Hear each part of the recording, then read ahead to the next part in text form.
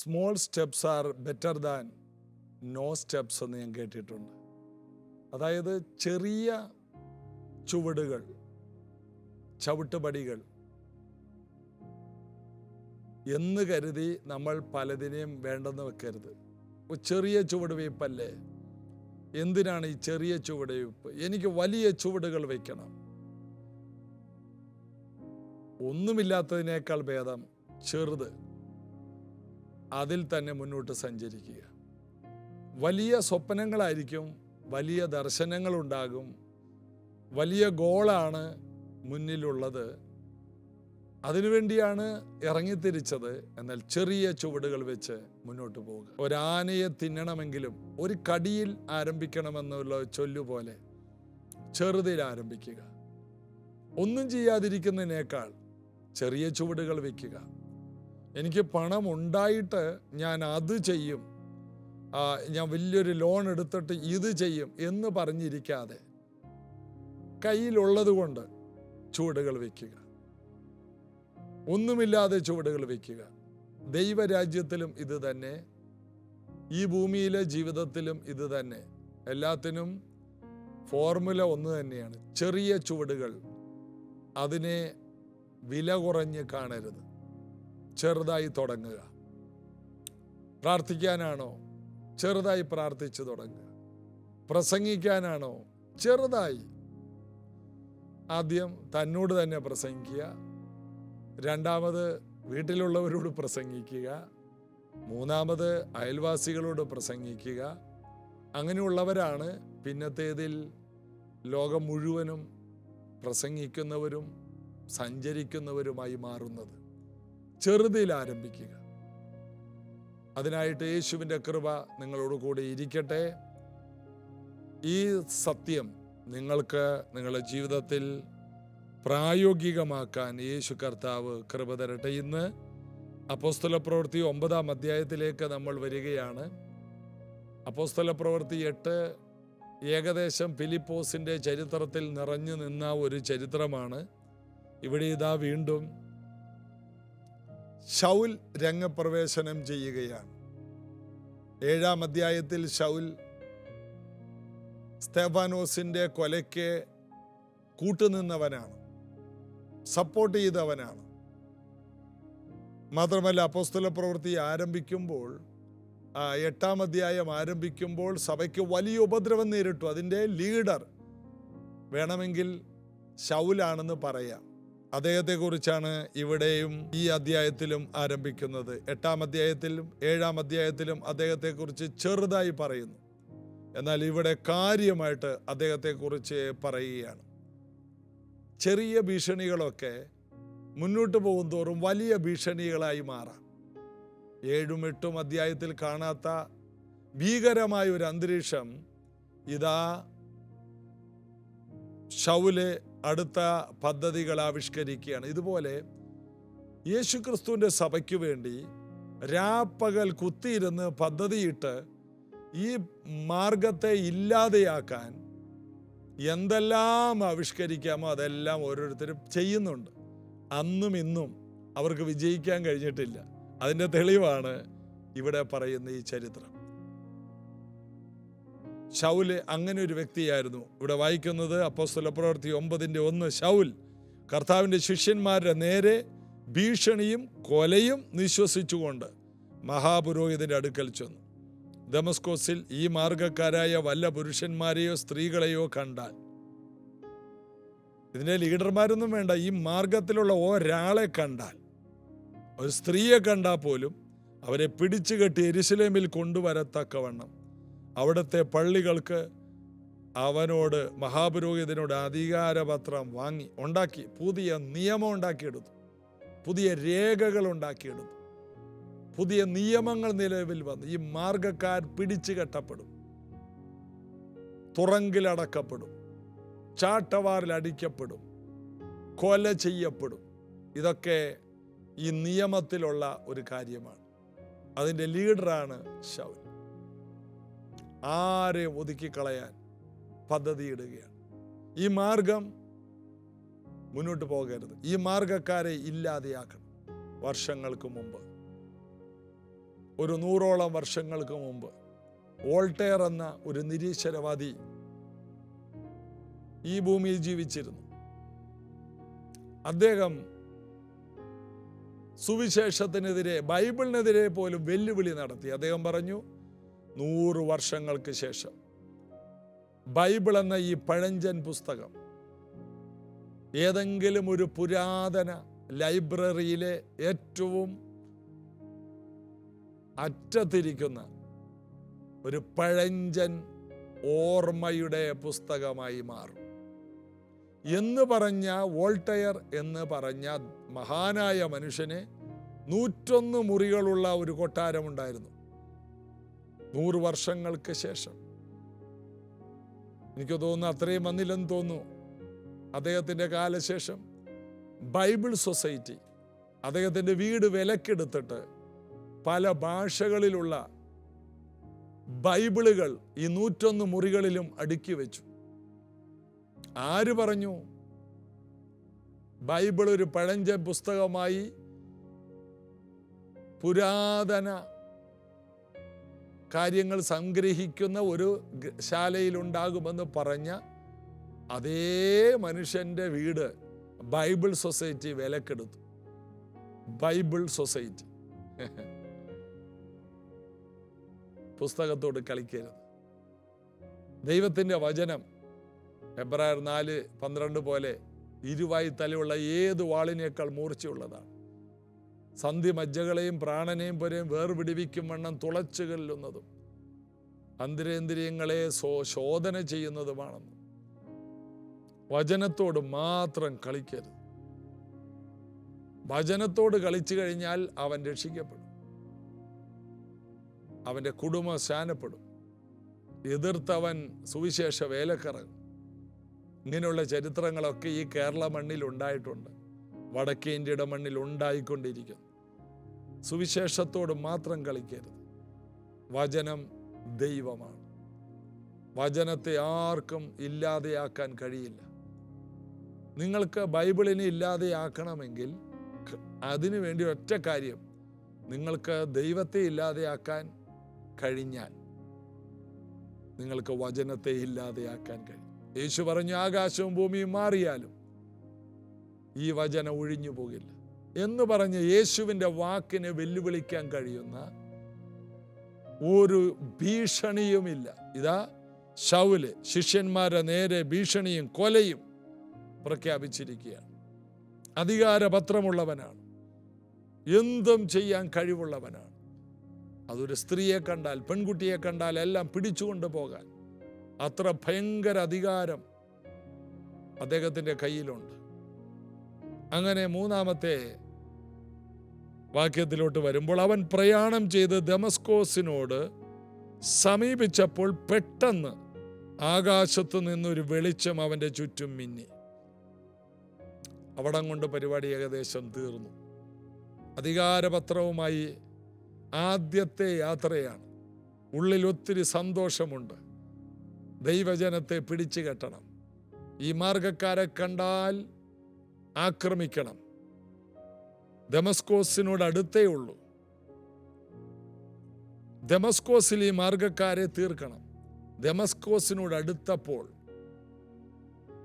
പെട്ടെന്ന്, പരിശുദ്ധാത്മാവിൻ്റെ പരിപാടികളെല്ലാം പെട്ടെന്നാണ്. ഫിലിപ്പോസിനെ ആത്മാവ് എടുത്തുകൊണ്ട് പോയി, പിന്നെ അവനെ കണ്ടില്ല. എല്ലാം പെട്ടെന്ന് നടക്കുന്ന കാര്യങ്ങൾ. ബൈബിളിൽ ഇതുപോലെ കുറേ കാര്യങ്ങളുണ്ട്. അപ്പോസ്തലപ്രവൃത്തി 2-ാം അധ്യായത്തിൽ പെട്ടെന്നൊരു മുഴക്കം, പെട്ടെന്നൊരു കൊടിയ കാറ്റ്, അഗ്നിജ്വാല പോലെ പിളർന്ന നാവുകൾ പ്രത്യക്ഷനായി. എല്ലാം പെട്ടെന്നാണ്. കാഹളം ധരിക്കുന്ന പെട്ടെന്നാണ്. യേശു കള്ളനെ പോലെ പെട്ടെന്നാണ് വരുന്നത്. എല്ലാം ദൈവ രാജ്യത്തിലെ കാര്യങ്ങൾക്കൊക്കെ ഭൂമിയിലെ രാജ്യത്തിൻ്റെ വേഗതയല്ല, അതിവേഗതയാണ്. അത് വർണ്ണനാതീതമായ വേഗതയാണ്. ഇവിടെ പെട്ടെന്ന് ആകാശത്ത് നിന്ന് ഒരു വെളിച്ചം അവൻ്റെ ചുറ്റും മിന്നി. അവൻ്റെ ചുറ്റും ഒരു വെളിച്ചം ആകാശത്ത് നിന്ന്. ഏകദേശം ശൗലിൻ്റെ കാര്യത്തിൽ ഒരു തീരുമാനമായി. അവൻ നിലത്തു വീണു. ശൗലേ, ശൗലേ, നീ എന്നെ ഉപദ്രവിക്കുന്നത് എന്ത് എന്ന് തന്നോട് പറയുന്ന ശബ്ദം അവൻ കേട്ടു. അന്ന് അവൻ ഒരു ചോദ്യം ചോദിച്ചു, നീ ആരാകുന്നു കർത്താവേ എന്ന് ചോദിച്ചതിന്, നീ ഉപദ്രവിക്കുന്ന യേശുവാകുന്നു. നീ ആരാകുന്നു? നീ ഉപദ്രവിക്കുന്ന യേശുവാകുന്നു. എൻ്റെ ജനത്തെ തൊട്ടാൽ, ഈ മാർഗത്തിലുള്ള ഒരു പെൺകുട്ടിയെ തൊട്ടാൽ, ഒരു പുരുഷനെ തൊട്ടാൽ, ഒരു സ്ത്രീയെ തൊട്ടാൽ, ഒരു വൃദ്ധയെ തൊട്ടാൽ, ഒരു വൃദ്ധനെ തൊട്ടാൽ എന്നെ ഉപദ്രവിക്കുന്നതാണ്. നീ അവരെ അല്ല ഉപദ്രവിക്കുന്നത്, നീ എന്നെയാണ് ഉപദ്രവിക്കുന്നത്. സുവിശേഷത്തിനെതിരെ ആര് ചുവട് വെച്ചാലും ദൈവത്തോടുള്ള ഒരു യുദ്ധത്തിനാണ് പുറപ്പെട്ടിരിക്കുന്നത്. അതുകൊണ്ട് അങ്ങനെ ഇറങ്ങിത്തിരിച്ചവരോട് പറയാൻ, നിങ്ങൾക്ക് വിജയിക്കാൻ ഒരിക്കലും കഴിയില്ല. ആകാശത്ത് നിന്ന് ഒരു വെളിച്ചം അവൻ്റെ ചുറ്റും മിന്നി. ഇത് ഭൂമിയിൽ നിന്ന് ഉള്ള കയ്യേറ്റമല്ല, ഇത് വടികൊണ്ടോ മാരക ആയുധങ്ങൾ കൊണ്ടോ ഉള്ള ഏറ്റുമുട്ടലല്ല, ഇത് സ്വർഗത്തിൽ നിന്നുള്ള ഒരു ഏറ്റുമുട്ടലാണ്. സുവിശേഷത്തോട് ആര് എതിർത്താലും അവർ സ്വർഗത്തോടാണ് എതിർക്കുന്നത്.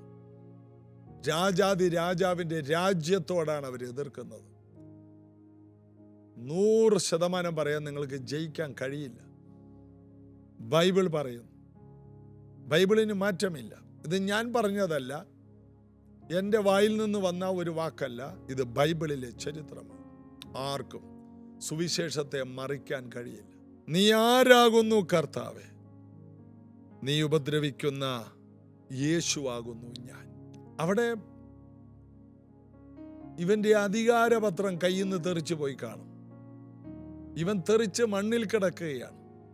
ചുറ്റും നിൽക്കുന്നവർക്ക് കാര്യമൊന്നും മനസ്സിലായില്ല. അവരിത് കേട്ടതുമില്ല. ഒരാളോട് മാത്രം വ്യക്തിപരമായി ആൾക്കൂട്ടത്തിൽ സംസാരിക്കാൻ കഴിയുന്നവൻ, ഒരാളെ മാത്രം പദ്ധതിയിട്ട് അവനെ മാത്രം തൊടുവാൻ കഴിയുന്നവൻ. ഇവരെല്ലാം എന്തിനും തയ്യാറായി ആയുധങ്ങളുമായി വന്നവരാണ്. ഇവരുടെ കയ്യിൽ ആയുധമുണ്ട്, ലൈസൻസ് ഉണ്ട്. ഇവരെ ആർക്കും തൊടാൻ കഴിയില്ല. അത്രയും ശക്തന്മാരാണ്. രക്ത തിളപ്പുള്ള അല്ലെങ്കിൽ ചോര തിളപ്പെന്ന് പറയുന്ന പോലത്തെ പരീശന്മാരാണ്. ദൈവവചന അല്ലെങ്കിൽ ന്യായപ്രമാണം സംബന്ധിച്ച് പരീശന്മാരായ ഇവർ ഈ സംഭവം നടന്നില്ലെങ്കിൽ ചില മണിക്കൂറുകൾക്കുള്ളിൽ ദമസ്കോസിലുള്ള സകല കുടുംബത്തെയും ഇല്ലാതെയാക്കും. ദമസ്കോസ് എന്ന പട്ടണത്തിലെ സുവിശേഷ വേല അതോടെ തീർന്നു. എന്നാൽ ദമസ്കോസിനോട് സമീപിച്ചപ്പോൾ അത് സംഭവിച്ചു. അതിൻ്റെ അർത്ഥം പ്രാർത്ഥിക്കുന്ന ഒരു സഭയാണ് ദമസ്കോസ്. ആത്മാവിൽ നിറഞ്ഞു നിൽക്കുന്ന ഒരു സമൂഹമാണ് ദമസ്കോസിലുള്ളത്. അനന്യാസ് പോലെയുള്ള അഭിഷിക്തന്മാരെ കൊണ്ട് നിറഞ്ഞ സമൂഹമാണ് ദമസ്കോസിലുള്ളത്. ദൈവസാന്നിധ്യത്തിൻ്റെ സാന്ദ്രത കൂടിയ സ്ഥലമാണ് ദമസ്കോസ്.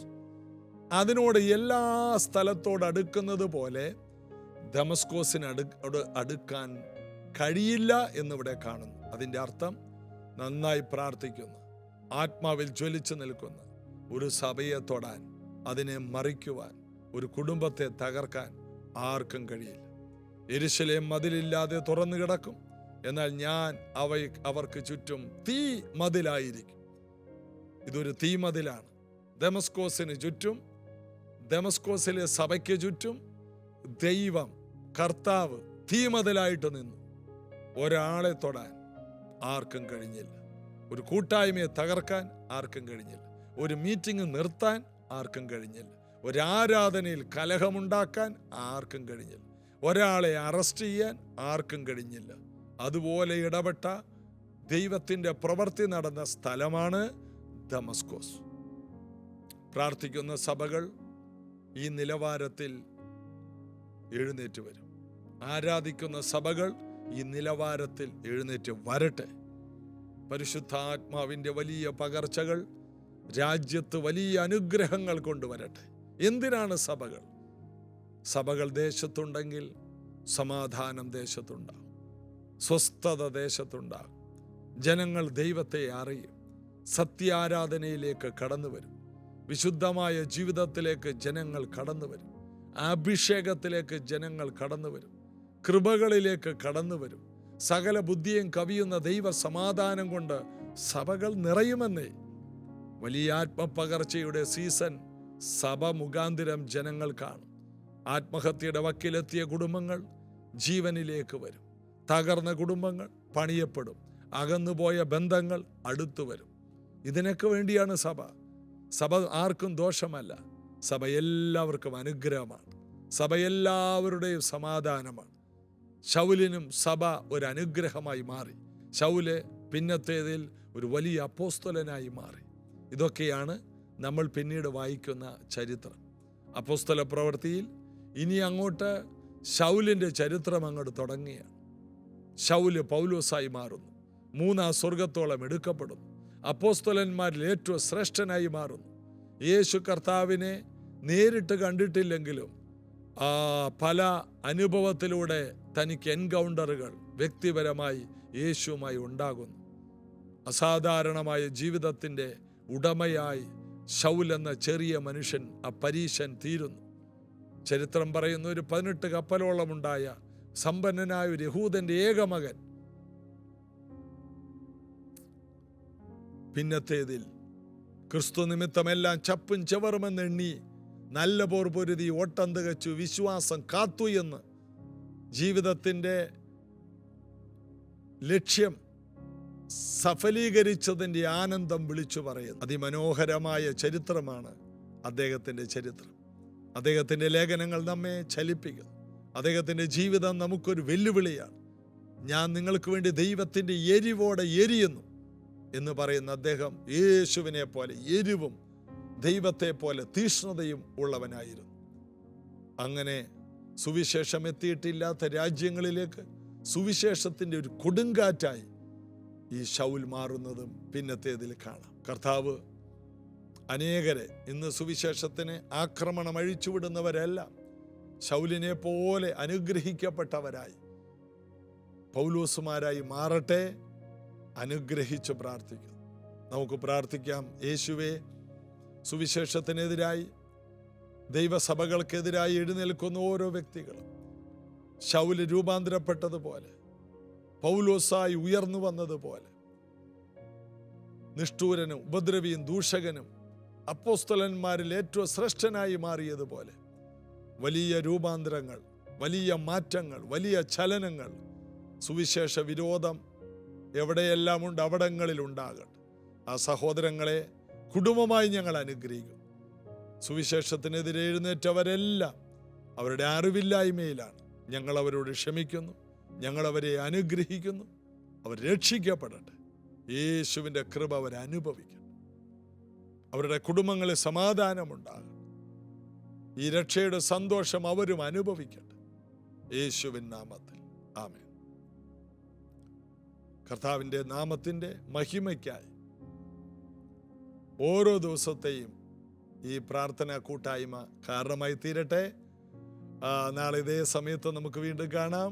ഇന്ന് രാവിലെ 10:30 പ്രൈസ് ജനറേഷനിൽ വെച്ച് ഉപവാസ പ്രാർത്ഥനയുണ്ട്. കടന്നു വരിക. കർത്താവ് അനുഗ്രഹിക്കട്ടെ.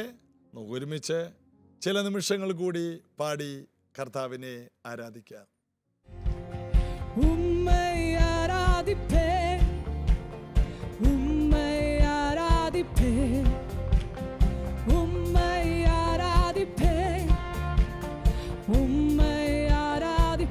ചേർന്ന്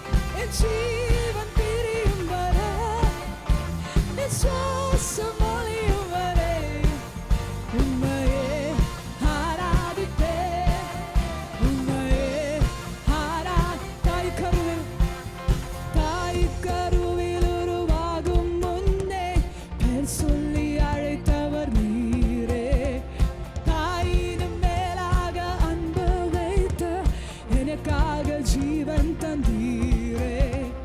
തായ് കരുവിൽ ഉരുവാകും മുന്നേ പേർ சொல்லி அழைத்தவர் நீரே. தாயினும் மேலாக அன்பு வைத்த எனக்காக என் நாட்கள் முடியும் வரை, என் ஜீவன் பிரியும் வரை, என் சுவாசம் ஒழியும் வரை உம்மையே ஆராதிப்பேன். உம்மையே ஓ, என் நாட்கள் முடியும் வரை, என் ஜீவன் பிரியும் வரை, என் சுவாசம் ஒழியும் வரை உம்மையே ஆராதிப்பேன். உம்மையே எத்தனை முறை இடறினாலும் அத்தனையும் மன்னித்தீரே. நன்மையும் கிருபையும் தொடர செய்து என்னை மீண்டும் நடக்க வைத்தீரே. எத்தனை முறை இடறினாலும் அத்தனையும் மன்னித்தீரே. நன்மையும் கிருபையும் தொடர செய்து என்னை மீண்டும் நடக்க வைத்தீரே. என் நாட்கள் முடியும் வரை, என்